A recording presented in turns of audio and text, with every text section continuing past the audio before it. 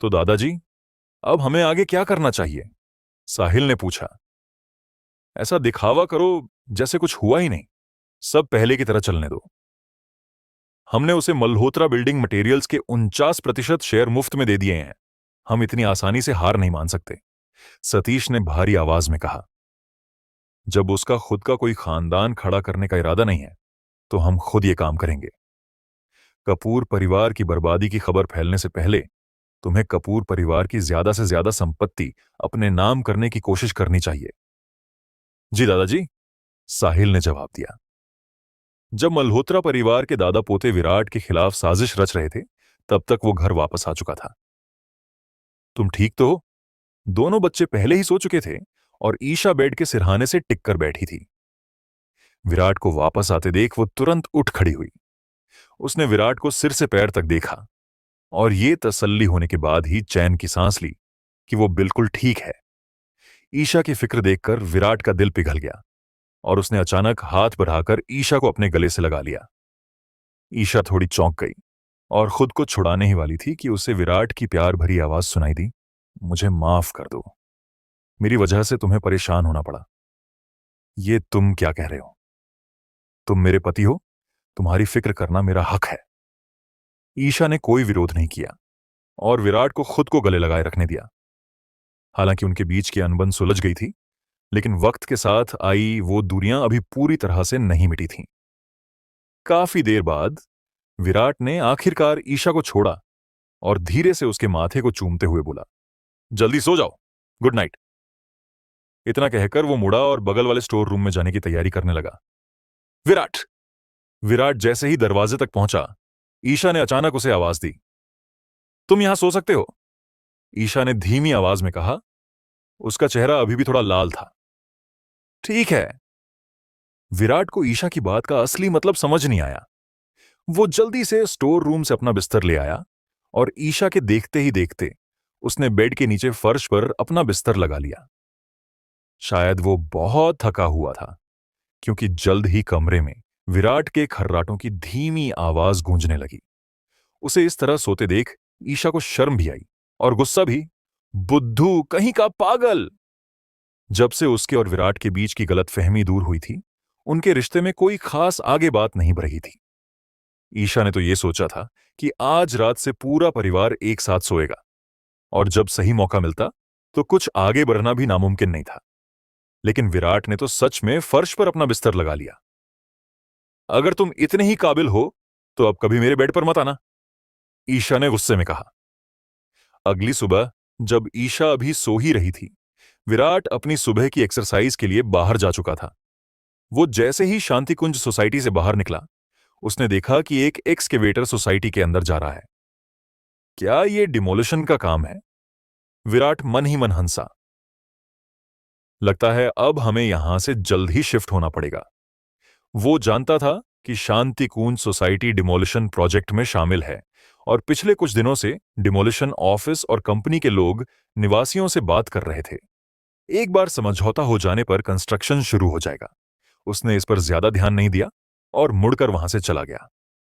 उसके जाते ही एक्सकेवेटर ईशा के घर की तरफ बढ़ने लगा। धड़ाम! ईशा का परिवार अभी गहरी नींद में था कि अचानक पूरी बिल्डिंग जोर से हिल उठी। ये क्या हुआ? ममता हड़बड़ाकर उठी, छलांग लगाई और खिड़की से बाहर झांकने लगी। उसने जो देखा उससे वो सन्न रह गई।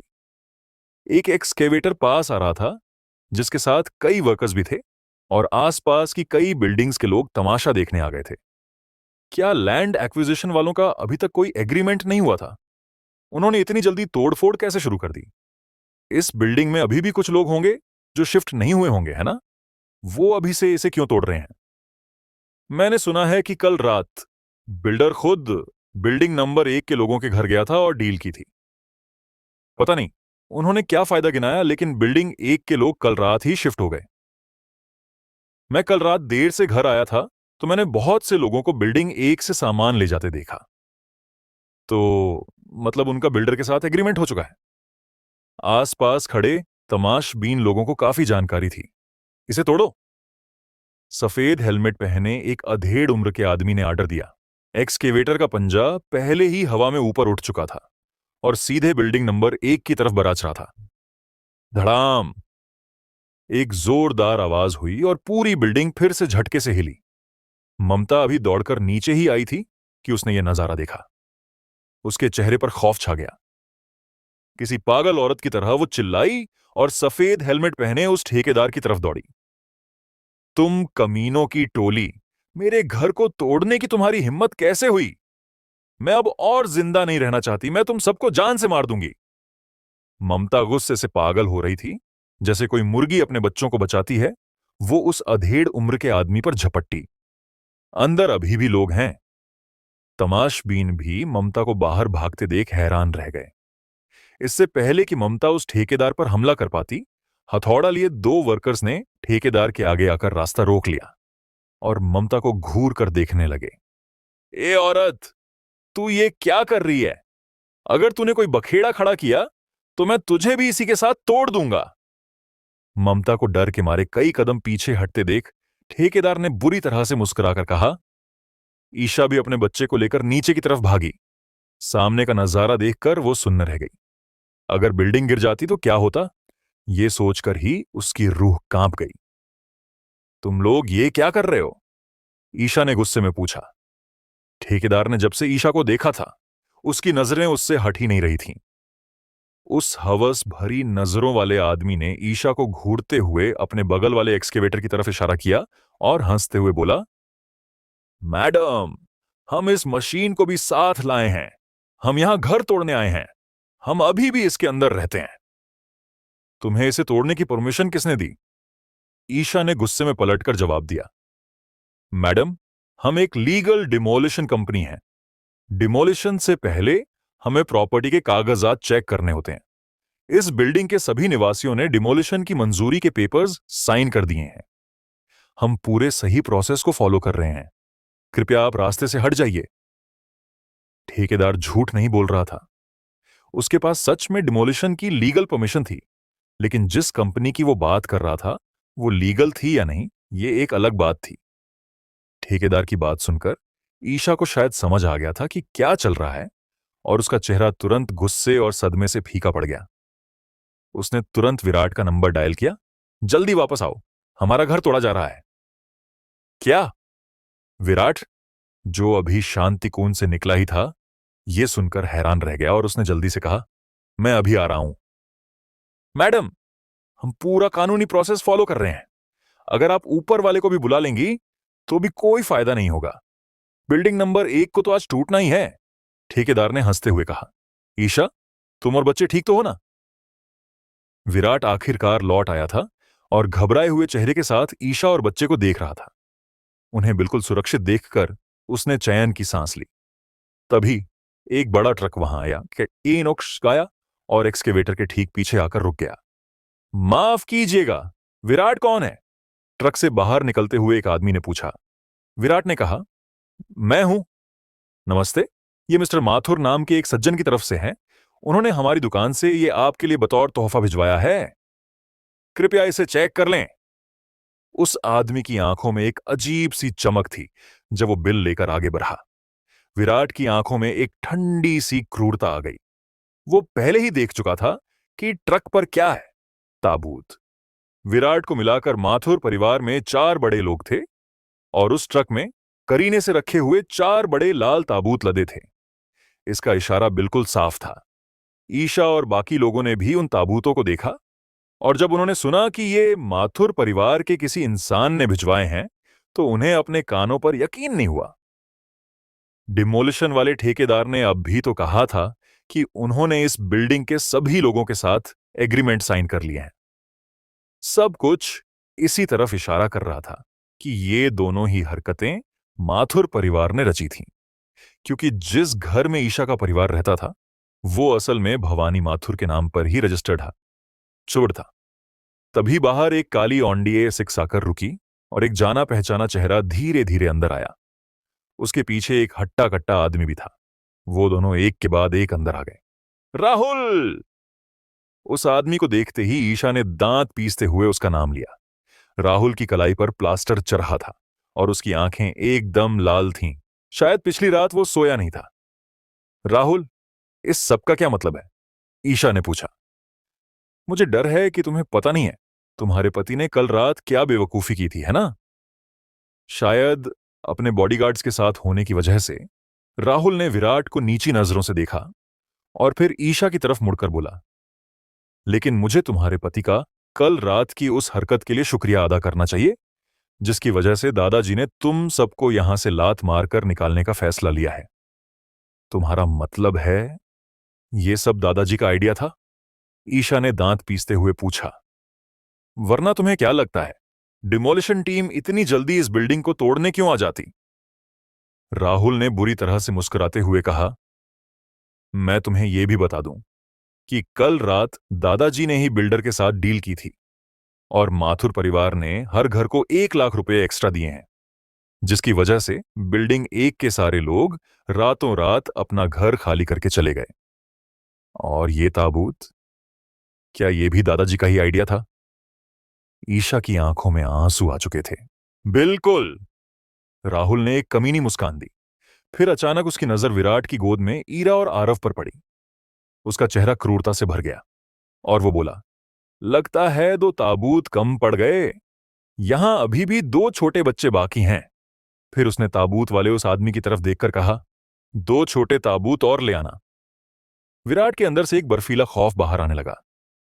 ईशा उसे खाली आंखों से घूरने लगी और यकीन ना करते हुए बोली, कमीने, तुम इतने दरिंदे कैसे हो सकते हो? ईरा और आरव तो सिर्फ बच्चे हैं। तुम्हें ये सब करते हुए ऊपर वाले से डर नहीं लगता? दरिंदा। राहुल बुरी तरह झल्ला गया। अपनी प्लास्टर वाली कलाई ऊपर उठाते हुए वो चिल्लाया, तुम उस वक्त कहां थी जब तुम्हारे पति ने मेरी कलाई तोड़ दी थी? डॉक्टर ने कहा है कि मेरा हाथ अब किसी काम का नहीं रहा। तुम मुझे दरिंदा कह रही हो? तो तुम्हारा पति दरिंदा क्यों नहीं है? ईशा को नहीं पता था कि क्या हुआ था, लेकिन वो अच्छे से जानती थी कि विराट कैसा इंसान है। उसने गुस्से में पलटकर जवाब दिया, अगर विराट ने तुम्हारा हाथ तोड़ा भी है तो तुमने ही उसे उकसाया होगा। तुम इसी लायक हो। जब तुमने ये कह ही दिया है तो अगर मैं तुम्हारे परिवार के लिए ताबूत भेज दूं तो उसमें क्या गलत है? राहुल का चेहरा गुस्से से लाल हो गया और वो ताबूत वाले की तरफ मुड़कर चिल्लाया, जल्दी कर और वो 2 छोटे ताबूत लेकर आ। ताबूत की दुकान का वो लड़का जिसे शुरुआत में पता ही नहीं था कि ये ताबूत किस लिए हैं, आखिरकार ये सब देखकर सब समझ गया। उसने अपनी भ्रिकुटी सिकोड़ी। तुम अपनी हद पार कर रहे हो। हमारे ताबूत मुर्दों के लिए होते हैं। हम जिंदा लोगों का सौदा नहीं करते। एक बाहरी इंसान भी इस सबको बर्दाश्त नहीं कर पा रहा था। राहुल ने अपनी भौहें चढ़ाईं। तुम्हारी मर्जी, मत करो धंधा। अगर तुम्हें अपनी दुकान टूटने का कोई डर नहीं है तो तुम यहां से जा सकते हो। तुम तुम मुझे धमकी दे रहे हो? ताबूत वाला लड़का गुस्से से चिल्लाया। हां, मैं तुझे धमकी ही दे रहा हूं। अगर तू 20 मिनट के अंदर वो छोटे ताबूत लेकर नहीं आया तो मैं अपने आदमी लेकर तेरी दुकान तोड़ दूंगा। राहुल की धमकी बिल्कुल सीधी और खुल्लम खुल्ला थी। विराट ने बच्चे को ईशा के हाथों में सौंपते हुए भारी आवाज में कहा, ईशा, तुम पहले बच्चे को किंडरगार्टन छोड़ाओ। यहां का मामला मैं खुद संभाल लूंगा। ईशा जानती थी कि विराट बच्चों के डर जाने को लेकर फिक्रमंद था। कुछ पल सोचने के बाद उसने कहा, ठीक है, मैं पहले बच्चों को छोड़ आती हूं और फिर तुरंत वापस आती हूं। ठीक है। विराट ने सहमति में सिर हिलाया। लेकिन जैसे ही ईशा बच्चों को लेकर जाने के लिए मुड़ी, राहुल और उसके आदमियों ने उनका रास्ता रोक लिया। रास्ते से हटो। ईशा ने अपने गुस्से को काबू में रखने की पूरी कोशिश करते हुए कहा। राहुल ने मजाक उड़ाते हुए कहा, हम तुम्हारे बच्चों को इतना मजेदार नजारा देखने से कैसे रोक सकते हैं? बस थोड़ा इंतजार करो। एक बार तमाशा खत्म हो जाए फिर तुम जहां चाहो वहां जा सकती हो। राहुल ने न जाने कहां से कुछ बॉडीगार्ड्स किराए पर बुला रखे थे और उनकी मौजूदगी उसे और भी ज्यादा हिम्मत दे रही थी। राहुल, अगर तुम्हें अपना दूसरा हाथ भी नहीं चाहिए तो शौक से मुझे रोकने की कोशिश करो। विराट की आवाज अचानक गूंजी। उसका लहजा बिल्कुल शांत था, लेकिन राहुल की रीढ़ की हड्डी में एक ठंडी सिहरन दौड़ गई। उसकी कलाई का दर्द अचानक और बढ़ता हुआ महसूस हुआ। विराट अब ईशा के बगल में आकर खड़ा हो चुका था। ईशा, जो कुछ पल पहले तक घबराई हुई थी, अब पूरी तरह से सुरक्षित महसूस कर रही थी, जैसे विराट के साथ होने पर उसे किसी बात की फिक्र करने की जरूरत ही नहीं थी। राहुल ने दांत पीसे। उसकी खून से लाल आंखें गुस्से से भरी थीं। विराट, तूने जो मेरा नुकसान किया है, मैं उसका 1000 गुना बदला लूंगा। राहुल का चेहरा एकदम खौफनाक हो चुका था। तुम पहले बच्चों को लेकर जाओ, मैं भी देखता हूं कि तुम्हें रोकने की जुर्रत कौन करता है। विराट का लहजा इतना रोबदार था कि न सिर्फ ईशा को तसल्ली हुई, बल्कि ममता भी, जो हमेशा उससे नफरत करती थी, वैसा ही महसूस करने लगी। अपना ख्याल रखना। फिर भी ईशा ने जाने से पहले फिक्रमंद होकर चेतावनी दी और फिर बच्चों को लेकर राहुल के पास से आगे बढ़ गई। अचानक राहुल का बॉडीगार्ड आगे बढ़ा और ईशा का रास्ता रोकते हुए विराट को घूरने लगा। हटो! विराट के मुंह से सिर्फ 2 शब्द निकले, सीधे और असरदार, जो सीधे रूह तक वार करते थे। जिस बॉडीगार्ड ने अभी अभी विराट की आंखों में आंखें डालने की जुर्रत की थी, उसे अचानक अपने चारों तरफ एक जानलेवा इरादे का एहसास हुआ। उसे ऐसा लगा जैसे अगर उसने आगे उन्हें रोकने की कोशिश की तो इसका अंजाम बहुत बुरा होगा। इसलिए राहुल की उस घमंडी नजरों के बावजूद वो बॉडीगार्ड सच में पीछे हट गया और ईशा को बच्चों के साथ जाने का रास्ता दे दिया। हरामखोर! तुझे पैसे देकर यहां किसने बुलाया था? राहुल शर्मिंदगी और गुस्से से चिल्लाया। बॉडीगार्ड का चेहरा लाल हो गया और उसने एक बहाना बनाते हुए कहा, मैं औरतों और बच्चों पर कभी हाथ नहीं उठाता। राहुल, मैंने ईशा की वजह से तुम्हें कई बार माफ किया है, लेकिन तुम अपनी हरकतों से बाज क्यों नहीं आते? विराट ने अपना सिर हिलाया। उसका चेहरा मायूस लग रहा था। मैं तुम्हारी हर बदतमीजी बर्दाश्त कर सकता हूं, लेकिन मैं ये बर्दाश्त नहीं कर सकता कि तुमने मेरे 2 छोटे बच्चों को भी बीच में घसीट लिया। चूंकि तुम्हें तोहफे देने का इतना ही शौक है, तो तुम इन ताबूतों को अपने लिए रख सकते हो। विराट, तुम्हें सच में लगता है कि तुम कोई बहुत बड़े तीस मार खां हो सकता है मैं तुम्हें हरा ना पाऊं, लेकिन मेरे पास पैसा है। मैं तुम्हें जान से मारने के लिए किसी भी एक्सपर्ट को खरीद सकता हूं। विराट की खामोशी से राहुल को कुछ गड़बड़ होने का एहसास हुआ और वो अचानक गुस्से से फट पड़ा। दादाजी ने पहले ही कह दिया है कि भले ही वो पुराना घर किसी और को दे दें, लेकिन तुम्हें वहां रहने की इजाजत नहीं मिलेगी। तुम किस बात का इतना घमंड दिखा रहे हो? ममता को बिल्कुल समझ नहीं आ रहा था कि क्या चल रहा है। राहुल के मुंह से यह सुनकर कि यह सब दादाजी का आर्डर था, वो घबरा गई और विराट की तरफ दौड़ते हुए उसने उसके चेहरे पर एक जोरदार तमाचा जड़ दिया। ममता का हाथ विराट के चेहरे पर पड़ने ही वाला था कि पलक झपकते ही विराट ने अचानक अपना हाथ आगे बढ़ा दिया। थक! उसने ममता की कलाई कसकर पकड़ ली। उसका चेहरा एकदम भावहीन था, बस उसकी आंखों की गहराई में गुस्से की एक झलक थी। मैं ये मामला खुद संभाल लूंगा, तुम बस एक तरफ खड़ी रहो और तमाशा देखो। इतना कहकर विराट ने ममता का हाथ छोड़ दिया।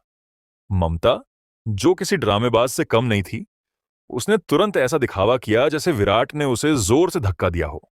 वो बस 2 कदम पीछे हटना चाहती थी, लेकिन तभी अचानक वो एक पत्थर से टकराकर गिर पड़ी। उसने हाय राम चिल्लाया और सच में धड़ाम से जमीन पर बैठ गई। उसकी एक्टिंग, जो किसी हीरोइन को भी मात दे दे, उसी पल शुरू हो गई। तेरी इतनी हिम्मत, तूने मुझ पर हाथ उठाने की जुर्रत की। जब ईशा वापस आएगी तो मैं उसे बताऊंगी कि तूने मुझे मारा है और उसे तुझसे तलाक लेने पर मजबूर कर दूंगी। ममता बुरी तरह बिलख रही थी। उसके चेहरे पर आंसुओं की धारा बह निकली। पहले उसने अपनी बात रखी और फिर उसका असली मकसद बाहर आ गया। रोते हुए चेहरे के साथ उसने राहुल की तरफ देखा और कहा, राहुल बेटा, प्लीज किसी को भी ये पुराना घर तोड़ने मत दो। प्लीज अपनी आंटी के लिए दादाजी से मिन्नतें करो। मैं आज ही ईशा का इस नाकारा से तलाक करवा दूंगी। इसने जो कुछ भी किया है, उसका हमारे परिवार से कोई लेना देना नहीं है। ठीक है, मैं दादाजी से तुम्हारे लिए बात कर सकता हूं, लेकिन मेरी एक शर्त है कि ये मेरे पैरों में गिरकर मुझसे रहम की भीख मांगे। राहुल ने मजाक उड़ाते हुए कहा। क्या तुम सच कह रहे हो? ममता खुशी से पागल हो गई और जल्दी से पूछा। बिल्कुल, मैं सच कह रहा हूं। बस तुम्हारा ये नाकारा दामाद तुम्हारा साथ देने के लिए राजी नहीं लग रहा है, राहुल ने हंसते हुए कहा। वो विराट की कमजोरी को बहुत अच्छे से जानता था, जो कि ईशा थी। ईशा के परिवार वाले उसे चाहे जितनी भी गालियां दे दें, वो कभी पलटकर जवाब नहीं देता था। विराट ने उसे जो नुकसान पहुंचाया था, वो इतनी आसानी से कैसे सुलट सकता था? विराट, तू वहां खड़ा क्या देख रहा है? घुटनों के बल बैठ और राहुल से मिन्नतें कर कि तूने जो कुछ भी किया है, उसका हमारे परिवार से कोई लेना देना नहीं है। उससे भीख मांग कि वो हमें बख्श दे। ममता ने रोना बंद किया और तुरंत एक तीखे और ताने भरे लहजे में विराट पर गुस्से से चिल्लाने लगी। मैं तुम्हें मां इसीलिए बुलाता हूं क्योंकि मैं नहीं चाहता कि ईशा बीच में फंसे, लेकिन इसका यह मतलब नहीं कि तुम मेरी इज्जत की धज्जियां उड़ाती रहो। अगर तुम ऐसे ही अपनी मनमानी करती रही तो मुझे तुम्हारे साथ सख्ती से पेश आना पड़ेगा। यह पहली बार था जब विराट ने ममता से इतने सख्त लहजे में बात की थी और ममता की रीढ़ में एक ठंडी सिहरन सी दौड़ गई। ममता काफी देर तक हैरान खड़ी रही। उसका दामाद आज कुछ अलग ही लग रहा था। मैं तुम्हें 10 सेकंड का वक्त देता हूं कि इस डिमोलिशन टीम को लेकर यहां से दफा हो जाओ, वरना तुम्हें ऐसे अंजाम भुगतने पड़ेंगे जो तुम सोच भी नहीं सकते। विराट ने बेपरवाही से कहा और राहुल की तरफ कदम बढ़ाने लगा। विराट, मुझे सच में समझ नहीं आ रहा। तुमने कल रात कपूर परिवार से सीधी दुश्मनी मोल ले ली है। तुम्हें मुझसे इस तरह बात करने की हिम्मत कहां से आ रही है? राहुल को कपूर परिवार का नाम लेते ही एक अलग ही सुकून मिलता था। 5 सेकंड बचे हैं, विराट ने शांत आवाज में कहा। तू साले खुद अपनी मौत को बुलावा दे रहा है। विराट को अपने करीब आते देख राहुल ने एक खूंखार चेहरे के साथ कहा, जाओ उसे पकड़ो, पहले इस लड़के के हाथ पैर तोड़ दो। बॉडीगार्ड ने एक पल की भी देरी नहीं की और तुरंत विराट की तरफ दौड़ पड़ा। ममता के चेहरे पर एक शैतानी मुस्कान थी। उसे बिल्कुल भी फिक्र नहीं थी, बल्कि वो तो ये देखने के लिए बेताब थी कि आगे क्या होने वाला है। ये देखकर कि विराट अपनी जगह से टस से मस नहीं हुआ, राहुल जोर से हंसा। ये लड़का पक्का डर के मारे सुन्न हो गया है। वो तो वहां से हटना ही भूल गया। ये वो फाइटर है जिसे मैंने 1 लाख देकर हायर किया है। तू तो अब गया। अगर उसे पता होता कि कपूर परिवार ने विराट को मारने के लिए अफ्रीका के बॉक्सिंग किंग टायसन को हायर करने के लिए लाखों खर्च किए थे, तो वो क्या सोचता? वो अभी पागलों की तरह हंस ही रहा था कि बॉडीगार्ड विराट के सामने पहुंच गया। उसकी उंगलियों में नकल डस्टर्स पहने हुए थे और उसने सीधा एक मुक्का दे मारा। धड़ाम! विराट ने बस कैजुअली एक लात मारी और वो लगभग 100 किलो का बॉडीगार्ड हवा में 10 मीटर दूर जाकर गिरा और सीधा उस ट्रक में रखे एक ताबूत के अंदर जा गिरा जो अभी तक उतारा भी नहीं गया था। विराट के वार करते ही वो बॉडीगार्ड पूरी तरह से बेहोश हो चुका था। ये नजारा देखकर वहां एकदम सन्नाटा छा गया। डिमोलिशन टीम के ठेकेदार ने उस बिल्डिंग की तरफ देखा जिसका एक कोना पहले ही खोदा जा चुका था और उसका पूरा शरीर खौफ से कांपने लगा। राहुल की वो पागलपन भरी हंसी अचानक रुक गई और उसका चेहरा पल भर में सुन्न पड़ गया। वो वही बॉडीगार्ड था जिसे उसने 1 लाख रुपये देकर बुलाया था और वो विराट को छुए बिना ही हवा में उड़ गया। ममता की आंखें फटी की फटी रह गईं। उसका मुंह इतना खुला का खुला रह गया कि उसमें एक अंडा भी समा जाए। उन सारी गालियों को याद करते हुए जो उसने पहले विराट को दी थीं और कैसे उसने अभी अभी विराट को राहुल के पैरों में गिरने के लिए कहा था और यहां तक कि विराट को मारने की कोशिश भी की थी, वो डर के मारे लगभग बेहोश होने वाली थी। तूने कहा कि ये 5 ताबूत तूने हमारे लिए तैयार करवाए हैं। तूने ये भी कहा कि तू चाहता है मैं तेरे पैरों में गिरकर भीख मांगू, और अब तू मेरे बच्चों के लिए भी ताबूत तैयार करने वाला है और तू चाहता है मैं तेरे पैरों में गिरकर भीख मांगू। विराट की आवाज और भी ज्यादा ठंडी और तेज होती जा रही थी। वो राहुल के पास पहुंच चुका था और उसने उसे गर्दन से दबोच लिया था। मैंने तुझे 1 से ज्यादा बार बख्शा है और मैंने तुझे कई बार चेतावनी भी दी है। तू मेरे साथ जो चाहे कर सकता है, लेकिन मेरे परिवार पर उंगली उठाने की तुझे कोई इजाजत नहीं है। लेकिन तूने मेरी बात को सीरियसली नहीं लिया। अब जब बात यहां तक आ गई है तो मैं तेरी जान ले लूंगा। एक हल्के से झटके के साथ राहुल हवा में लटक गया। विराट ने डरे हुए राहुल की तरफ देखा और ठंडी आवाज में कहा, अब क्या तेरी कोई आखिरी ख्वाहिश है? तेरे कहने के बाद मैं तुझे ऊपर भेज दूंगा। उन शब्दों ने राहुल की हालत इतनी खराब कर दी कि वो अपनी पैंट गीली कर बैठा। विराट के उसकी गर्दन को जकड़े होने की वजह से वो एक शब्द भी नहीं बोल पा रहा था, बस पागलों की तरह तड़प रहा था। डिमोलिशन टीम के सारे लोग सन्न थे। क्या विराट सच में उसे मारने वाला था? ममता इन झटकेदार नजारों से इतनी खौफजदा थी कि उसके मुंह से एक लफ्ज भी नहीं निकल रहा था। धड़ाम! राहुल को दम घुटता देख विराट ने आखिरकार अपनी पकड़ ढीली कर दी। विराट, तुम मुझे नहीं मार सकते। माथुर परिवार ने पहले ही कपूर परिवार से हाथ मिला लिया है। मैं माथुर परिवार का इकलौता वारिस हूं। अगर तुमने मुझे मार दिया तो दादाजी तुम्हें कभी नहीं छोड़ेंगे। राहुल बुरी तरह डरा हुआ था और विराट के पैरों में गिरकर अपनी जान की भीख मांगने लगा। कुछ ही पलों पहले वो डींगे हाँक रहा था कि विराट उसके पैरों में गिरकर रहम की भीख मांगेगा, लेकिन अब वो खुद विराट के पैरों में पड़ा था। ये एक बिल्कुल ही अजीब और उल्टा नजारा था। उसी वक्त ईशा बच्चों को छोड़कर वापस लौटी। राहुल को विराट के पैरों में गिरा देखकर वो बहुत हैरान हुई और उसे समझ नहीं आया कि यहां क्या हुआ है। ईशा घबराई हुई सी विराट के पास दौड़ी और उसे समझाते हुए बोली, जज्बाती मत हो। विराट ने ईशा की तरफ देखा और बिना किसी भाव के कहा, तुम अच्छी तरह जानती हो कि राहुल कैसा इंसान है। आज इसने हमारे परिवार के लिए ताबूत तैयार किए हैं। आगे चलकर ये हमारी जान लेने से भी नहीं हिचकिचाएगा। मैं ऐसा कुछ भी होने की इजाजत कभी नहीं दे सकता। विराट, मैं कसम खाता हूं, मैं आइंदा कभी तुम्हारे लिए कोई मुसीबत खड़ी नहीं करूंगा। राहुल ने तुरंत अपना दायां हाथ ऊपर उठा दिया। विराट ने मजाक उड़ाते हुए कहा, अगर तेरी बातों पर यकीन किया जा सके तो आसमान से फूल बरसने लगेंगे।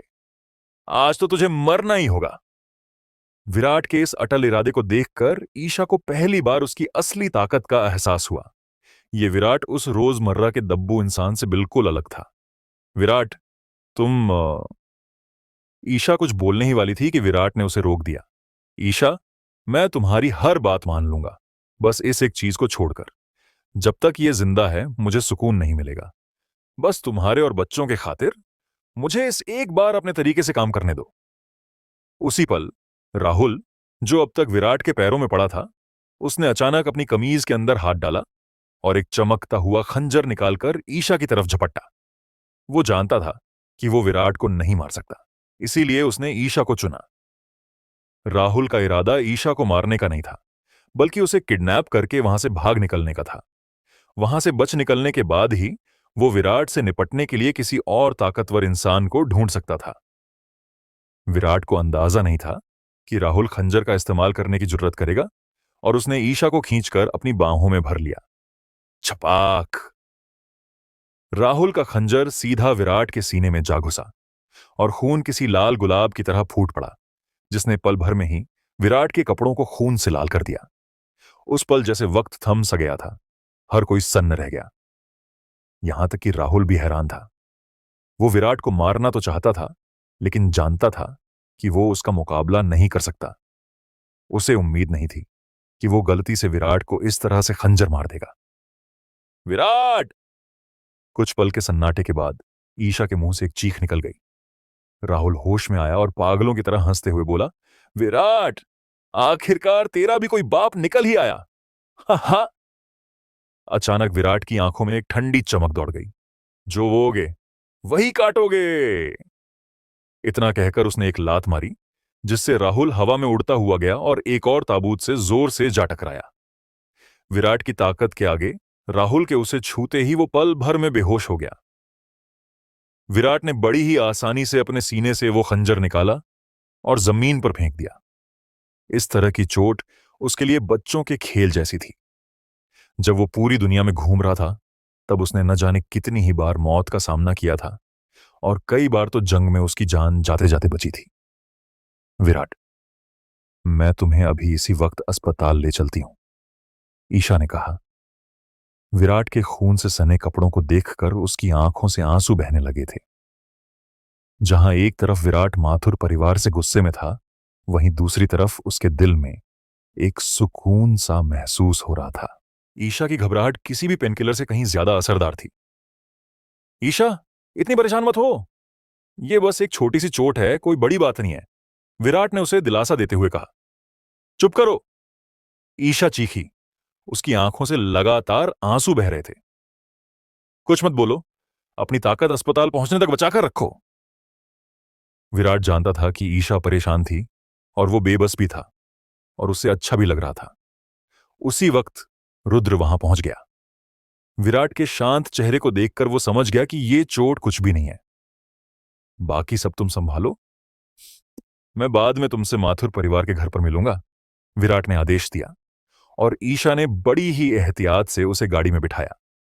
ईशा ने पूरी रफ्तार से गाड़ी चलाई और वो बहुत जल्द अस्पताल पहुंच गए। विराट के खंजर के घाव को देखने के बाद डॉक्टर ने हैरानी से कहा, यह तो बस ऊपर की खरोंच है, इतना हंगामा मत करो। ऊपर की खरोंच? ये कैसे मुमकिन है? उसे खंजर लगा है और उसके कपड़े खून से सने हुए हैं, ईशा ने गुस्से में कहा। उससे लगा डॉक्टर बकवास कर रहा है। अस्पताल में डॉक्टरों को सवाल जवाब करना बिल्कुल पसंद नहीं का वन होता।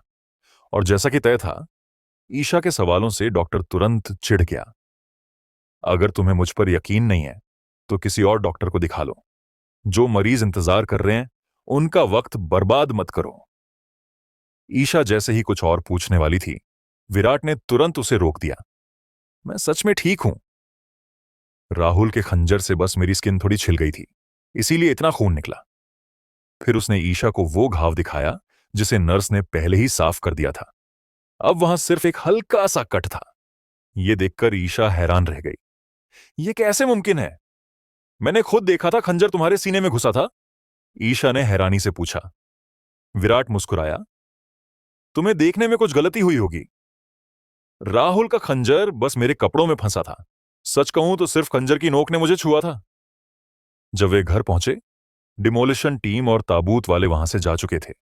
बिल्डिंग का एक कोना भी तोड़ा जा चुका था। हालांकि यह अभी भी रहने लायक थी, लेकिन यह किसी बड़े खतरे से कम नहीं था। तुम पहले अपने काम पर वापस जाओ, मैं माथुर परिवार के घर जा रहा हूं, विराट ने अचानक कहा, उस टूटी हुई बिल्डिंग की तरफ देखते हुए। मैं पहले कितनी बेवकूफ थी। परिवार ने हमसे सब कुछ छीन लिया और फिर हमें निकाल फेंका। फिर भी मैं इतनी बेवकूफ थी कि मुझे उनसे लगाव था। मैं गलत थी। ईशा ने विराट की तरफ देखा। उसका चेहरा एकदम सीरियस था। बाकी सब तुम संभालो।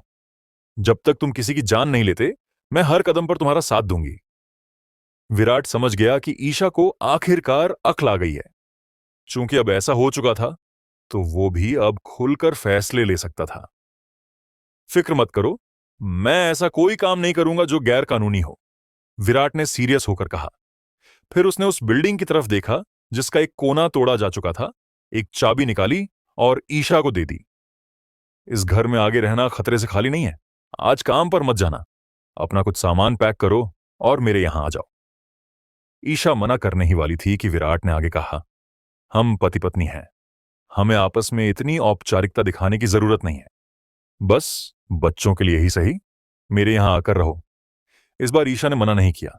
विराट अपनी गाड़ी चलाकर शांति कुंज सोसाइटी से निकल गया।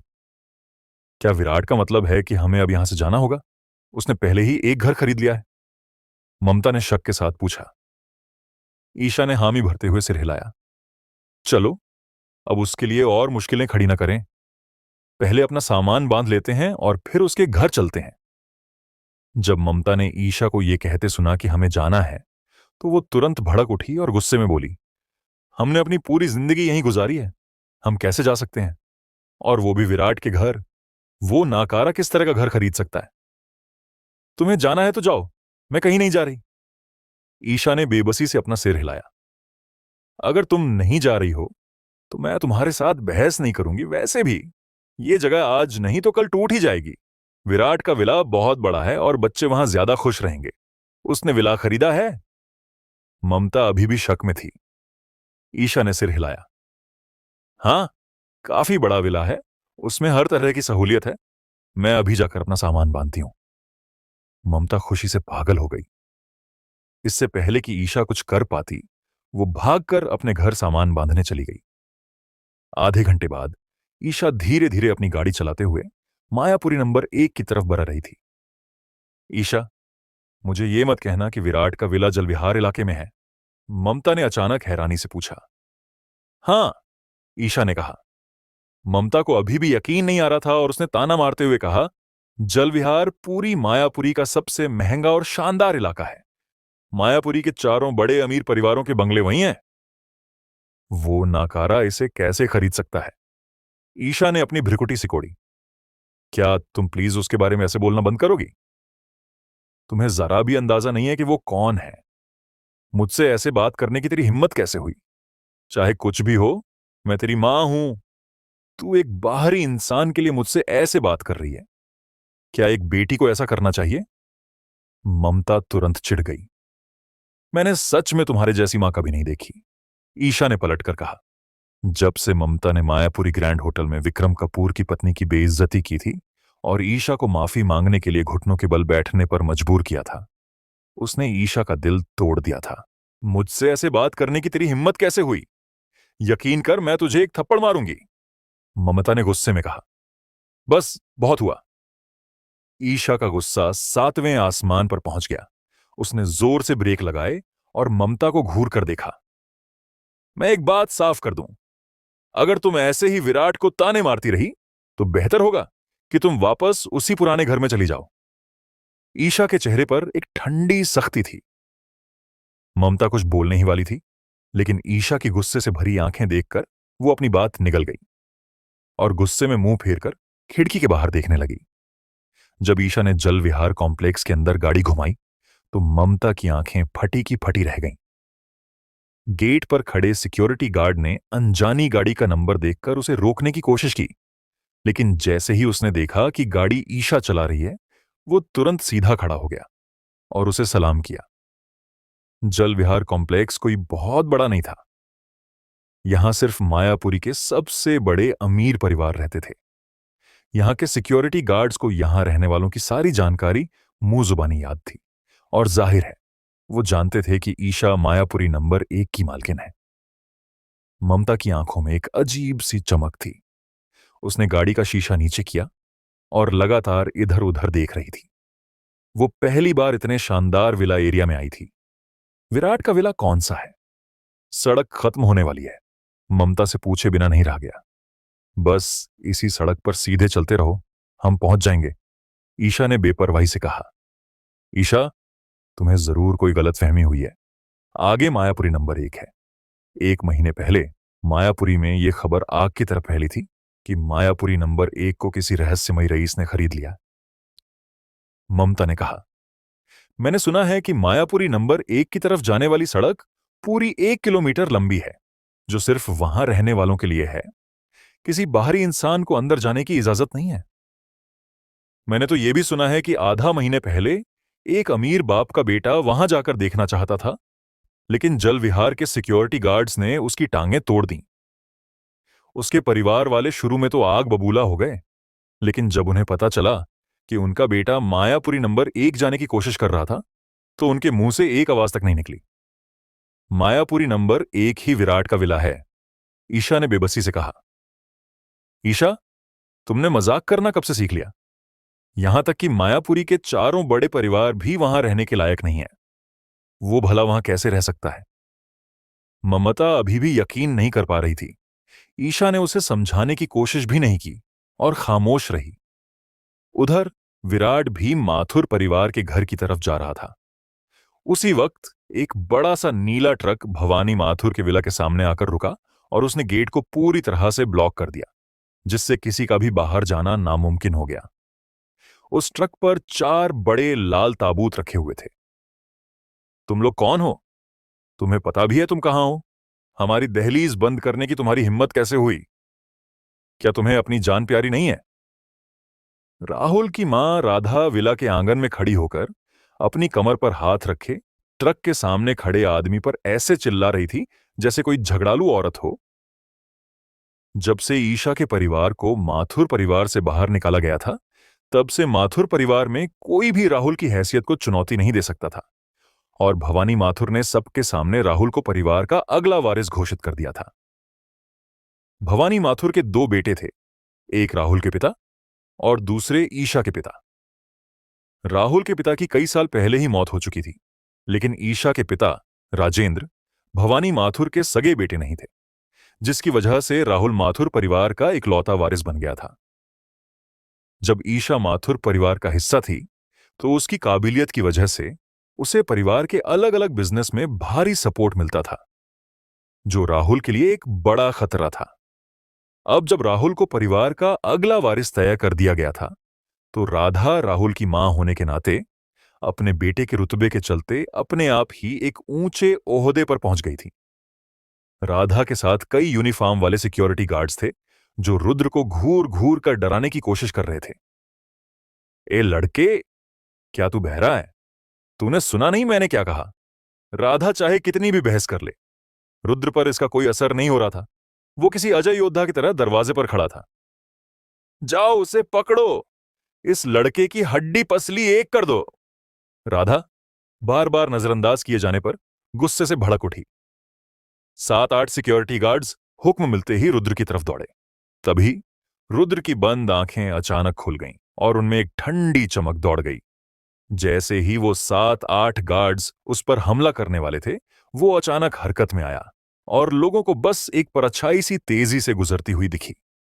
फिर जो नजारा सामने था वो खौफनाक था।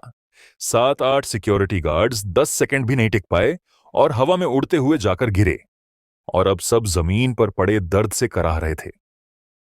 माथुर परिवार पूरी तरह से सन्न रह गया और राधा तो डर के मारे कुछ कदम पीछे भी हट गई। उसकी आंखें खौफ से फटी की फटी थीं। अगर तुम मरना नहीं चाहते तो बेहतर होगा कि तुम शांति से इंतजार करो, रुद्र ने बिना किसी हाव भाव के कहा। विराट ने उसे माथुर परिवार के पास पहले भेज दिया था, इसीलिए वो अच्छी तरह समझ गया था कि विराट माथुर परिवार का मामला खुद सुलझाना चाहता है। यह सुनकर माथुर परिवार में किसी की भी एक शब्द बोलने की हिम्मत नहीं हुई। जब 7-8 सिक्योरिटी गार्ड्स को रुद्र ने अकेले ही धूल चटा दी थी, तो माथुर परिवार के ये नकारा लोग भला उसका क्या मुकाबला करते। मालिक, बाहर एक नौजवान आया है जो एक बड़ा ट्रक साथ लाया है। उसने गेट रोक दिया है और किसी को बाहर नहीं जाने दे रहा है। बूढ़े मैनेजर ने घबराए हुए भवानी माथुर को ढूंढा और बाहर जो कुछ भी हुआ था वो सब कह सुनाया। क्या वो माथुर परिवार को बाहर नहीं जाने दे रहे? भवानी माथुर तुरंत आग बबूला हो गए। हाँ, यहां तक कि परिवार के 8 सबसे ताकतवर सिक्योरिटी गार्ड्स को उसने अकेले ही बेहोश कर दिया। बूढ़े मैनेजर ने दुखी चेहरे के साथ कहा, मेरे माथुर परिवार के घर में आकर ऐसा ड्रामा करने की जुर्रत सीधा मौत को बुलावा देना है। मैं कपूर परिवार को फोन करता हूं और देखता हूं कि क्या कुछ बॉडीगार्ड्स यहां भेजे जा सकते हैं। भवानी माथुर ने अपना फोन निकालते हुए कहा। हालांकि माथुर परिवार का कपूर परिवार से नाता जुड़ गया था, लेकिन माथुर परिवार को हर साल अपनी कमाई का लगभग 40% हिस्सा कपूर परिवार को देना पड़ता था, ताकि माथुर परिवार किसी भी मुसीबत में कपूर परिवार की मदद मांग सके। भवानी माथुर ने अभी फोन मिलाया ही था कि उसे एक चिड़चिड़ी सी आवाज सुनाई दी। कौन है? मिस्टर भैरव, मैं भवानी माथुर बोल रहा हूं। अभी अभी एक बहुत ताकतवर नौजवान माथुर परिवार के घर आया है और हमारे सारे सिक्योरिटी गार्ड्स को उसने पीट पीट कर गिरा दिया है। तो मैं चाहता हूं कि कपूर परिवार से कुछ बॉडीगार्ड्स यहां भेज दिए जाएं। भले ही सामने वाला उसकी कोई इज्जत नहीं कर रहा था, फिर भी भवानी माथुर को अपनी आवाज नीची ही रखनी पड़ी। माथुर परिवार भले ही कपूर परिवार के साथ रिश्ते में होने का दावा करता था, लेकिन असल में वो कपूर परिवार के अंडर काम करने वाले बिजनेस के मुखिया भर थे। भवानी माथुर का कपूर परिवार के असली मैनेजमेंट पर कोई जोर नहीं था। भवानी माथुर की बात सुनकर मिस्टर भैरव ने चिढ़ते हुए कहा, एक नौजवान को भी नहीं संभाल सकते, वो एकदम नाकारा है। मैं अभी किसी को वहां भेजता हूं। इतना कहकर मिस्टर भैरव ने फोन काट दिया। भवानी माथुर की आंखों में एक ठंडी चमक दौड़ गई और वो नाखुश होकर बोले, कपूर परिवार का एक कुत्ता खुद को न जाने क्या समझता है। एक बार जब मेरा माथुर परिवार कपूर परिवार की सीधे लाइन से जुड़ जाएगा, तब तेरी क्या औकात रह जाएगी। तभी माथुर परिवार के गेट के सामने एक काली गाड़ी आकर रुकी और विराट उसमें से बाहर निकला। रुद्र जल्दी से आगे बढ़ा। गुरुजी। विराट ने गेट रोके खड़े उस ट्रक की तरफ देखा और हुक्म दिया, ट्रक को सीधा अंदर ले लो। जी। रुद्र मुड़ा और चला गया। जल्द ही एक जोरदार आवाज के साथ ट्रक ने गेट को टक्कर मारी, जिससे दोनों तरफ की दीवारें पल भर में ही ढह गईं। पूरे विला के आंगन में धूल का गुब्बार छा गया। सबकी हैरानी के बीच विराट धीरे धीरे चलकर अंदर आया। उसे देखते ही राधा की आंखें फटी की फटी रह गईं और उसके मुंह से अनायास ही निकल पड़ा, तुम ठीक कैसे हो? विराट को ठिकाने लगाने के लिए बॉडीगार्ड्स हायर करने का प्लान उसने और राहुल ने मिलकर ही बनाया था। प्लान के हिसाब से तो विराट अब तक अपाहिज हो चुका होना चाहिए था, लेकिन वो सही सलामत उनके सामने था, जिससे राधा को कुछ बहुत बुरा होने का एहसास हुआ। मुझे माथुर परिवार के घर पर देखकर तुम काफी हैरान लग रही हो, विराट ने तंज कसते हुए मुस्कुराकर कहा। माथुर परिवार के लोग गुस्से में थे। वो यही सोच रहे थे कि किसकी इतनी हिम्मत हुई जो उनका दरवाजा रोके खड़ा है, लेकिन अब उन्हें समझ आ गया था कि ये तो वो इंसान था जिसे वो एक नाकारा समझते थे। विराट, तुम्हें परिवार से निकाला जा चुका है, तुम यहां क्या कर रहे हो? तुम एक कचरा हो, तुम्हें माथुर परिवार के घर आने का कोई हक नहीं है। मैं डंके की चोट पर कहता हूं कि तुम अभी यहां से दफा हो जाओ। कचरा कहीं का, बाहर निकल। माथुर परिवार के लोग तुरंत विराट पर गुस्से से चिल्लाने लगे। चुप करो! रुद्र अचानक एक कदम आगे बढ़ा और दहाड़ते हुए बोला, अगर किसी ने एक लफ्ज भी बकने की जुर्रत की तो मैं उसे यहीं जान से मार दूंगा। उन सब ने रुद्र की खूंखार ताकत देखी थी और अब जब उसने वार्निंग दे दी थी तो पहले जो लोग भड़क रहे थे वो सब के सब शांत हो गए। विराट ने बेपरवाही से उस विला की तरफ देखा जहां भवानी माथुर थे और फिर कहा, ए माथुर बुढ़े, अभी के अभी बाहर निकल। उस एक शब्द माथुर बुढ़े ने सबकी आंखें फाड़ दी। माथुर परिवार में भवानी माथुर परिवार के मुखिया थे, फिर भी विराट इस तरह से उनकी बेइज्जती कर रहा था। यह उनका सीधा सीधा अपमान था। विराट की आवाज तेज नहीं थी, लेकिन अंदर कैलीग्राफी कर रहे भवानी माथुर को अचानक ऐसा हाल लगा जैसे उन पर बिजली गिर गई हो और वो सन्न रह गए। कमीने, तू अपनी मौत को दावत दे रहा है। विराट की आवाज सुनते ही भवानी माथुर गुस्से से फूंफकारते हुए बाहर आए। विराट, तेरी हिम्मत कैसे हुई परिवार के मुखिया की इस तरह बेइज्जती करने की? परिवार के मुखिया तुझे इसके लिए कभी नहीं छोड़ेंगे। राधा की आंखों में एक अजीब सी चमक थी। हालांकि वो नहीं जानती थी कि विराट अभी तक जिंदा और सही सलामत क्यों था, लेकिन उस एक माथुर बुढ़े के लिए भवानी माथुर उसे कभी नहीं बख्शेंगे। इसी बीच भवानी माथुर भी बाहर आ गए। उनकी आंखें गुस्से से लाल थीं। कौन आ गया भाई यहां, जो इतनी हिम्मत दिखा रहा है? अरे, ये तो तू है, तू कचरा। भवानी माथुर ने विराट को देखा और नीची नजरों से मुस्कुराते हुए कहा, यह कोई चमत्कार ही है कि कपूर परिवार की पार्टी में ड्रामा करने के बाद भी तू जिंदा है। लेकिन कोई बात नहीं, मैंने पहले ही कपूर परिवार से बात कर ली है और कोई ना कोई जल्द ही तेरी अकल ठिकाने लगाने यहां पहुंचने वाला है। विराट ने मजाक उड़ाते हुए कहा, ठीक है, मैं भी देखना चाहूंगा कि कपूर परिवार में से अब कौन मेरे सामने अपनी शक्ल दिखाने की हिम्मत करता है। जा तिल बच्चे, तुझे अपने आप पर बहुत घमंड है।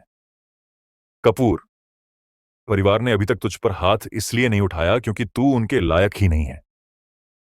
बस उनके आने का इंतजार कर और फिर तू खून के आंसू रोएगा।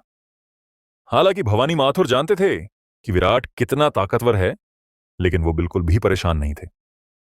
फिक्र मत करो, मैं कहीं नहीं जा रहा, विराट मुस्कुराया। लेकिन कपूर परिवार के आने से पहले चलो कुछ और हिसाब किताब चुकता कर लेते हैं। इतना कहने के बाद विराट ने रुद्र की तरफ इशारा किया। रुद्र ने सिर हिलाया, मुड़ा और सबकी हैरानी के बीच वो सीधा उस बड़े ट्रक पर चढ़ गया। बस एक हल्के से झटके के साथ वो सैकड़ों किलो का ताबूत हवा में उड़ा और माथुर परिवार के लोगों के सामने सीधा आकर गिरा। हाथों की एक ही झटकेदार हरकत के साथ चारों ताबूत करीने से एक लाइन में लगे और जमीन पर आ टिके। रुद्र के इस करतब ने सबको सन्न कर दिया।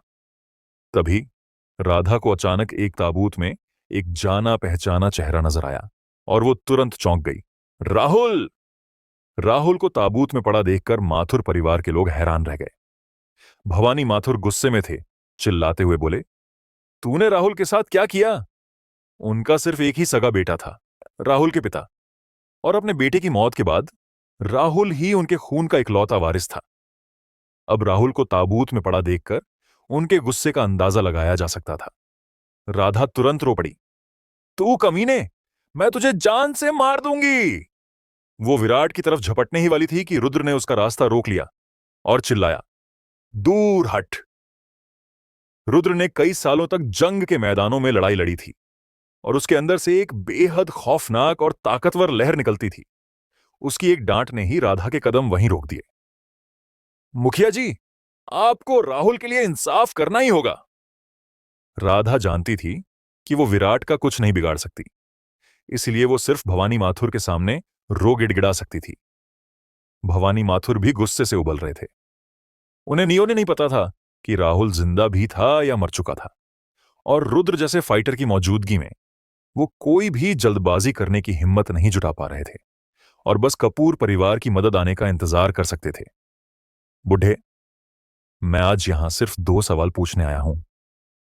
अगर तेरे जवाबों से मुझे तसल्ली मिल गई तो शायद मैं माथुर परिवार को बख्श दूं, लेकिन अगर ऐसा नहीं हुआ तो फिर माथुर परिवार के बचे रहने की कोई वजह नहीं रह जाएगी। विराट अपने हाथ पीछे बांधे खड़ा था और बेहद ठंडे लहजे में बोल रहा था। उसका बार बार बुढ़ा कहना भवानी माथुर को पहले ही भड़का चुका था। फिर भी भवानी माथुर को यह घूंट पीना ही पड़ा। उनकी आंखें लाल हो रही थीं और वो बोले, मैं तेरे सवालों का जवाब दे सकता हूं, लेकिन पहले मुझे यह बता कि राहुल जिंदा है या मर गया। मर गया? हे, तू अपने माथुर परिवार की कुछ ज्यादा ही इज्जत करता है। क्या उसकी इतनी औकात है कि मैं उसकी कुत्ते की मौत अपने हाथों लूं? विराट ने हिकारत से कहा। भले ही यह माथुर परिवार के लिए एक बेइज्जती थी, लेकिन कम से कम उनके लिए यह एक अच्छी खबर तो थी। तू क्या पूछना चाहता है? बोल, भवानी माथुर ने कहा। अभी अभी राहुल एक डिमोलिशन टीम लेकर शांतिकुंज गया था। जब मेरा परिवार घर के अंदर ही था, तब भी बिल्डिंग का एक कोना खोद दिया गया। क्या यह सब तेरे इशारे पर हुआ था? विराट ने पूछा। उसके लिए यह कभी ना माफ करने वाला गुनाह था। ईशा और बच्चे घर पर ही थे जब बिल्डिंग का एक कोना खोद दिया गया। अगर एक्सकेवेटर का पंजा नीचे आ जाता तो घर ढह जाता। ईशा और बच्चों का क्या होता? भवानी माथुर ने अपनी भौहें चढ़ाईं। वो पुराना घर मेरे माथुर परिवार का है। जब तुझे परिवार से निकाल दिया गया है तो तुझे वहां रहने का क्या हक है? तो राहुल ने एक्सकेवेटर वाले को घर तोड़ने का हुक्म दिया, बिना यह देखे कि अंदर कोई है या नहीं। क्या यह सब तेरे कहने पर हुआ था? विराट की आंखें हल्की सी सिकुड़ गईं। भवानी माथुर को कुछ गड़बड़ महसूस हुई। चाहे कल रात कपूर परिवार में हो या आज यहां, विराट का अंदाज एकदम हावी होने वाला था, जो 5 साल पहले वाले विराट से बिल्कुल अलग था। मैंने उसे सिर्फ इतना कहा था कि तुम सबको घर से निकाल दे और फिर बिल्डिंग को तोड़ दे। भवानी माथुर ने सच बताया। भवानी माथुर के जवाब ने विराट के मन में उनके लिए जानलेवा गुस्से को थोड़ा कम कर दिया। कम से कम इससे यह पता चलता था कि भवानी माथुर के अंदर अभी भी थोड़ी इंसानियत बाकी थी। दूसरा सवाल, यह ताबूतों से भरा ट्रक भी राहुल ने ही भेजा था, और उसने तो यह भी कहा था कि ये मेरे बच्चों के लिए भी तैयार किए जाने चाहिए। उसने कहा कि यह भी तेरा ही हुक्म था। तू इसके बारे में क्या सफाई देगा? विराट ने दोबारा पूछा। लानत है! भवानी माथुर इस बार भी आग बबूला हो गए। मैंने उसे ऐसा करने का हुक्म कब दिया? मुझे इस बारे में कुछ नहीं पता। जैसे ही उनकी बात पूरी हुई, उनकी नजरें अचानक राधा पर पड़ी। मुझे सच सच बता, क्या इस सब के पीछे तेरा ही शातिर दिमाग था? जब से राहुल को माथुर परिवार का अगला वारिस चुना गया था, तब से राधा का बर्ताव माथुर परिवार के लोगों के साथ बहुत ही घमंडी हो गया था, और उसने राहुल को पीठ पीछे कई बुरे आइडिया भी दिए थे। भवानी माथुर ने इस सब को देखकर भी अनदेखा कर दिया था और कभी सबके सामने इसका भांडा नहीं फोड़ा था। राधा चौंक गई और भवानी माथुर के पैरों में धड़ाम से गिर पड़ी। मुखिया जी, मुझे सच में इस बारे में कुछ नहीं पता। विराट तो बस एक नाकारा है जिसे परिवार से निकाल दिया गया है। आप इसकी बातों पर कैसे यकीन कर सकते हैं? हो सकता है इसने खुद ही ये ताबूत तैयार किए हों, सिर्फ राहुल को फंसाने के लिए, एक बहाना ढूंढने की खातिर। वो साफ तौर पर दोषी थी। इसीलिए वो घुटनों के बल गिरकर मिन्नतें कर रही थी। विराट की आंखें हल्की सी सिकुड़ गईं। चाहे इस औरत ने ये आइडिया दिया हो या ना दिया हो, उसे पक्का यकीन था कि राहुल और इस औरत को सजा जरूर मिलनी चाहिए। भवानी माथुर का चेहरा गुस्से से लाल हो चुका था। वो राधा को बहुत अच्छी तरह जानते थे। जिस पल वो घुटनों के बल गिरी, वो सच्चाई समझ गए थे। लेकिन ये सब आखिरकार उनके माथुर परिवार के लिए एक कलंक था, और जाहिर है वो राधा को सबके सामने तो सजा नहीं देने वाले थे। विराट, मैंने तेरे दोनों सवालों के जवाब दे दिए हैं। भले ही राहुल ने जो कुछ किया वो थोड़ा ज्यादा था, लेकिन अब तुम सब ठीक हो ना? अब तू और क्या चाहता है? भवानी माथुर ने अचानक कहा। धड़ाम! विराट ने एक लात मारी और वो ताबूत पल भर में ही चूर चूर हो गया। इस करतब ने सबको सन्न कर दिया। तूने कहा कि शांति कुंज वाला वो पुराना घर माथुर परिवार का है और तू उसे वापस लेना चाहता है। मुझे इस पर कोई एतराज नहीं है। लेकिन तेरे पोते ने मेरे परिवार की सुरक्षा को ताक पर रखकर उसे तोड़ना शुरू कर दिया। तू मुझसे पूछता है कि मैं क्या चाहता हूं? भवानी माथुर की बातों ने पल भर में विराट को भड़का दिया। तेरे पोते ने ताबूतों से भरा एक ट्रक भेजा, मुझे जान से मारने की धमकी दी, और तू मुझसे कहता है कि हम सब ठीक हैं? अगर मैं सच में कोई नाकारा कचरा होता तो आज मैं उस ताबूत के अंदर लेटा होता। मुझे बता, क्या इन बातों को ऐसे ही भुलाया जा सकता है? विराट ने सवालों की झड़ी लगा दी। उसका रौब और भी बढ़ता जा रहा था और पूरा विला का आंगन एक खौफनाक और जानलेवा सन्नाटे से भर गया। विराट के इस गुस्से को देखकर भवानी माथुर को ऐसा लगा जैसे वो किसी बर्फ की गुफा में गिर गए हों। उनका शरीर अपने आप ही कई कदम पीछे हट गया और उनका चेहरा एकदम पीला पड़ गया। तो फिर तू क्या चाहता है? भवानी माथुर ने थोड़े डरे हुए लहजे में पूछा। चूंकि तेरे पोते को दूसरों के हाथ पैर तोड़ने का बहुत शौक है, तो आज तेरा माथुर परिवार खुद उसके हाथ पैर तोड़ेगा और उसे किसी भी डॉक्टर के पास ले जाने की इजाजत नहीं होगी। विराट की आंखों में एक ठंडी चमक थी। मैं तुझे सोचने के लिए 30 सेकंड देता हूं। अगर यह काम मैं खुद करूंगा तो बात सिर्फ हाथ पैर तोड़ने तक सीमित नहीं रहेगी। तेरी इतनी हिम्मत! भवानी माथुर का चेहरा पीले से लाल और फिर बैंगनी हो गया। वो साफ तौर पर आग बबूला हो रहे थे। 20 सेकंड बचे हैं, विराट ने बिना किसी हाव भाव के कहा। विराट, अपनी हद पार मत कर। मेरे माथुर परिवार के कपूर परिवार से अच्छे ताल्लुकात हैं। अगर तूने कोई भी बदतमीजी की तो कपूर परिवार तुझे कभी नहीं बख्शेगा। भवानी माथुर ने धमकी दी। 10 सेकंड बचे हैं, विराट ने ठंडे लहजे में जवाब दिया। रुद्र पहले ही राहुल के पास पहुंच चुका था और उसने राहुल के होठों के ऊपर कसकर चुटकी काटी। राहुल पल भर में होश में आ गया। वो अभी ताबूत से उठकर बैठा ही था कि उसने खुद को माथुर परिवार के घर में पाया और वो कंफ्यूज लग रहा था। मैं यहां कैसे पहुंचा? विराट, अगर तूने राहुल को छूने की जुर्रत भी की तो माथुर परिवार अपनी आखिरी सांस तक तुझसे लड़ेगा, भवानी माथुर ने गुस्से में कहा। वक्त खत्म। चूंकि माथुर परिवार अपने हाथों से यह काम नहीं करेगा तो मुझे खुद ही इसे अंजाम देना होगा, विराट ने कहा और वो राहुल की तरफ बढ़ने लगा। तब जाकर राहुल को समझ आया कि क्या हो रहा है। उसे विराट ही वापस माथुर परिवार के पास लेकर आया था। विराट, तू क्या करना चाहता है? विराट को एक एक कदम अपनी तरफ बढ़ते देखकर राहुल डर से कांपने लगा। माथुर परिवार के आंगन में जो कुछ भी हुआ था वो सब अभी भी उसके दिमाग में ताजा था। विराट के अब के इरादों को देखकर वो बुरी तरह से थरथराने लगा। दादाजी, मुझे बचाइए, राहुल ने घबराकर चिल्लाया। विराट, तेरी हिम्मत कैसे हुई? भवानी माथुर की आंखें फटी की फटी रह गईं। तुम सब उसे पकड़ो! रुद्र आगे बढ़ा और उसने जमीन पर जोर से पैर पटका, जिससे ऐसे शोगेटी और चिकना फर्श पल भर में ही चकनाचूर हो गया। इस नजारे ने माथुर परिवार के हर इंसान को सन्न कर दिया। क्या यह इंसानी ताकत थी? माथुर परिवार के दर्जन भर सिक्योरिटी गार्ड्स में से किसी की भी आगे बढ़ने की हिम्मत नहीं हुई। राहुल ताबूत से बाहर निकला और भागने ही वाला था कि विराट ने लात मारकर उसे जमीन पर गिरा दिया। उसी पल विराट का पैर उसके घुटने पर आ टिका। मैंने ईशा से वादा किया था कि मैं तुझे जान से नहीं मारूंगा। आज के बाद से तू अपनी बाकी की जिंदगी बिस्तर पर पड़े पड़े गुजारेगा। विराट का चेहरा शांत था, लेकिन राहुल की आंखों में वो किसी शैतान से कम नहीं लग रहा था। विराट, मुझे पता है मैंने गलती की है। प्लीज मुझे जाने दो। मैं आइंदा ऐसा कभी नहीं करूंगा। राहुल ने खौफजदा होकर भीख मांगी। कड़क! विराट ने अचानक जोर लगाया और हड्डी टूटने की एक साफ आवाज गूंज उठी। और उसके ठीक बाद राहुल के मुंह से दर्द से भरी एक चीख निकल पड़ी।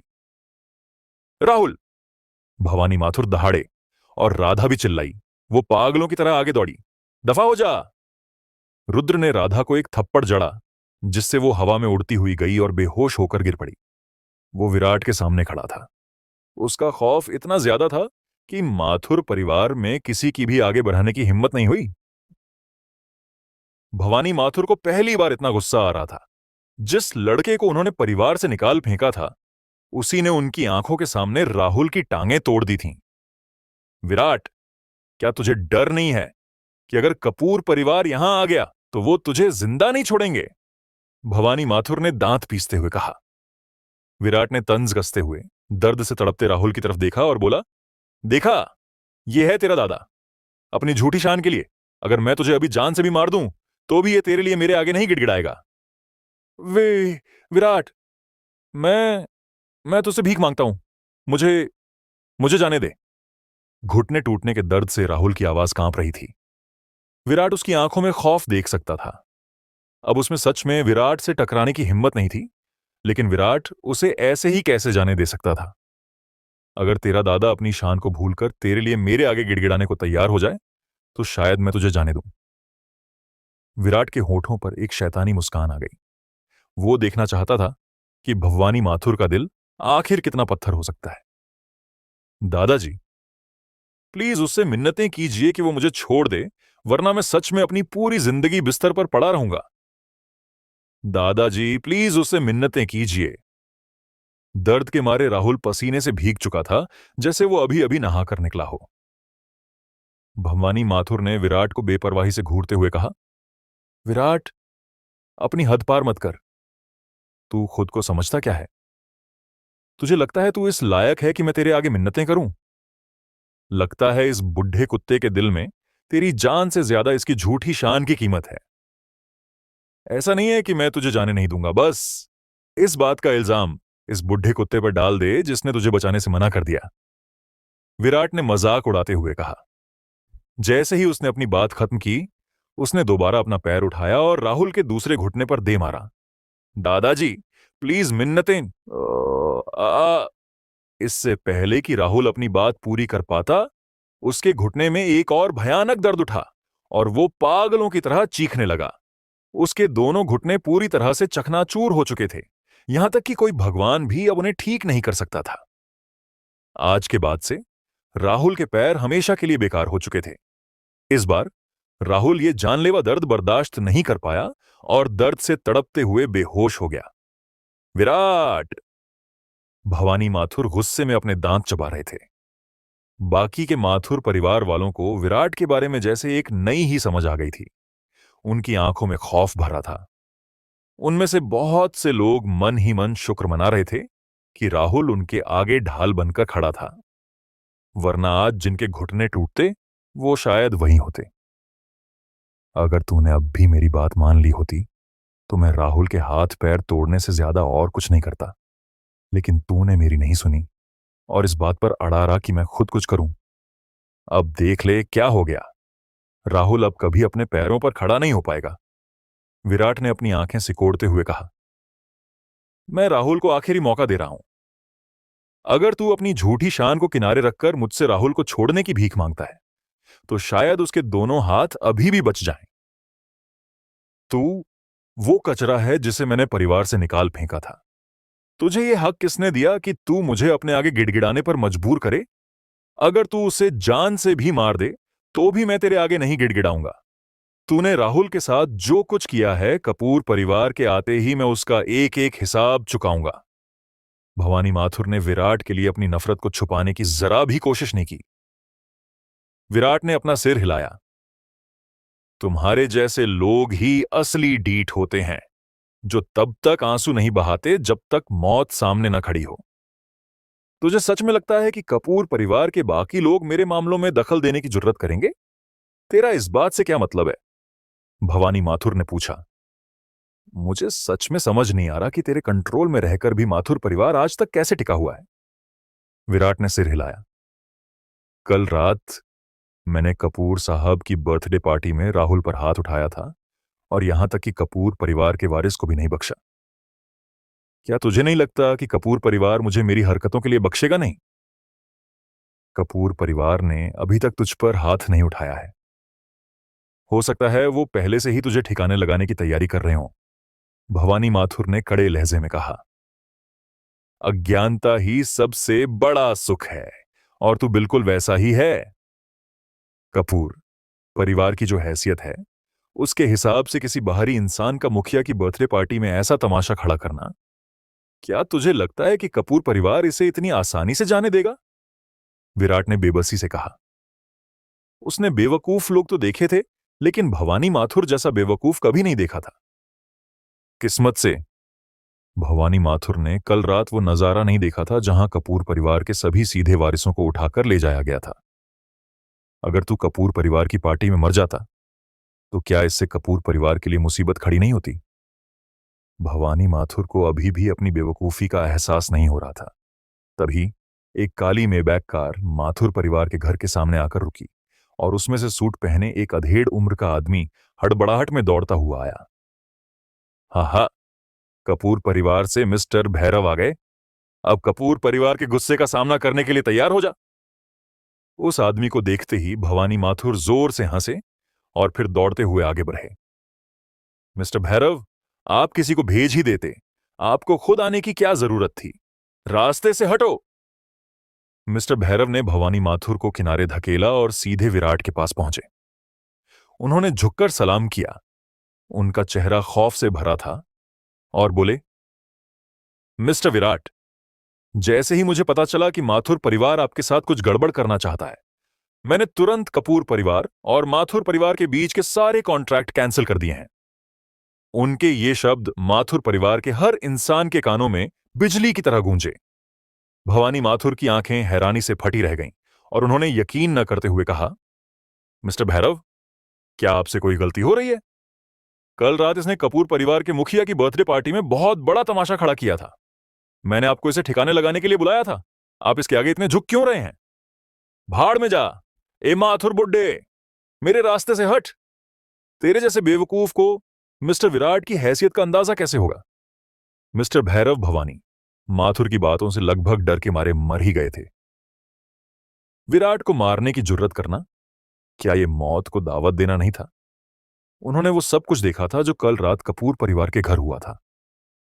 खासकर सैकड़ों हट्टे कट्टे आदमियों को कपूर परिवार के सभी वारिसों को उठाकर ले जाते देख वहां मौजूद हर इंसान खौफ से कांप गया था। मिस्टर भैरव कपूर परिवार के एक बिजनेस के जनरल मैनेजर थे और परिवार में उनका एक बड़ा ओहदा था। तभी एक और काली मेबैक कार माथुर परिवार के घर के सामने आकर रुकी। इसका नंबर मिस्टर भैरव की कार से सिर्फ एक नंबर अलग था। यह साफ था कि दोनों कारें एक ही वक्त पर खरीदी गई थीं। कपूर परिवार के एक और बिजनेस के जनरल मैनेजर घबराए हुए वहां पहुंचे। मिस्टर शेखर, आप यहां कैसे?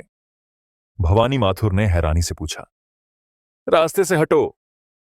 मिस्टर शेखर ने भवानी माथुर को किनारे धकेला, विराट के पास दौड़े और हल्का सा झुककर बोले, मिस्टर विराट, मेरा नाम शेखर है, कपूर परिवार के शिवालिक ग्रुप का जनरल मैनेजर हूं।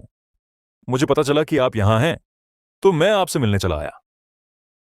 अगर मिस्टर भैरव को कोई गलतफहमी हुई थी तो मिस्टर शेखर का क्या? क्या उनसे भी कोई गलती हुई थी?